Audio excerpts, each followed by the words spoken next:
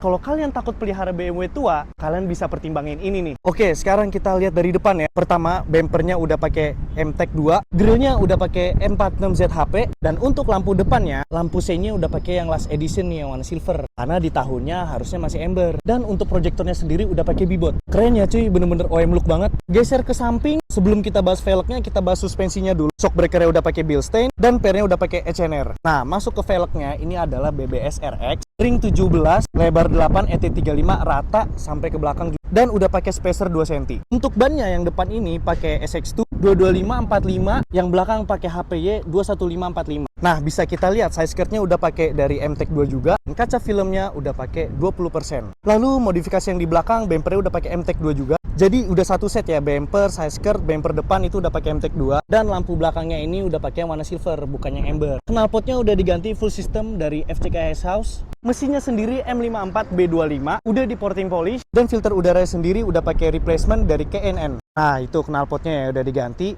full system, dan mesinnya ini 6 silinder. Karena mesinnya 6 silinder, jadi mesinnya ini lebih panas daripada mesin 4 silinder, makanya harus ditambahin peredam supaya kap mesinnya nggak gampang keriting. Nah, sekarang kita masuk ke interiornya. Untuk bagian ornamennya dia udah dibikin warna silver ya, jadi looknya kayak M3, dan setirnya udah pakai MTEK. Untuk mobil ini pengaturan kursinya tuh lengkap ya, dia ada di sini semua, masih manual. Dan ini tampilan dashboard dari M46. Wah, ini ikonik banget nih, parfum BMW. Ada yang tahu nih harganya berapa? Ini head unit originalnya, dan untuk audionya sendiri udah ditambahin sub sama prosesor. Transmisi mobil ini matic ya cuy. Nah, gue pengen nanya deh sama kalian, ada nggak sih M46 yang manual? Yang 6 silinder ya kita ngomong ya. 46 ini kalau kita perhatiin, audionya lumayan lengkap cuy. Di situ ada audio, speaker. Ini speaker juga nih.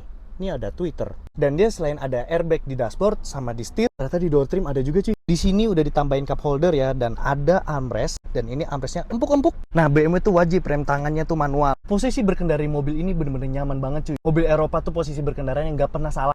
Kalian lihat nih, headroomnya luas, apalagi posisi duduknya ini bisa dibikin serendah itu. Nah, sebelum kita lihat belakangnya, fun fact ya, untuk handle M46 itu kelihatannya kayak handle tarik pada umumnya, tapi sebenarnya dia bukan ditarik begini, tapi tetap ke atas cuy. Unik banget ya. Nah, di zamannya jika para bos itu lagi nggak pengen nyetir, mereka disetirin dan duduknya di sini. Dan ini posisi berkendara gua, tinggi gua 170 cm. Legroom tuh cukup ya ada, tapi untuk kaki ini agak susah masuk cuy. Meskipun headroomnya ya lumayan luas sih. Dan seperti kalian lihat di belakang ini, krennya itu bisa diturunin secara elektrik. Nih. Tuh. Canggih ya cuy. Dan di belakang sini udah ada armrest yang bikin posisi duduknya jadi lebih nyaman. Meskipun recliningnya itu nggak bisa, udah fix segini aja. Dan gue salvok sama ini ya, ini adalah perangkat yang wajib di mobil Eropa. Kenapa? Kalau kaca depannya nggak ditutup ya, ini kan interiornya tuh banyak soft touch. Bikin dashboardnya atau trim-trim lain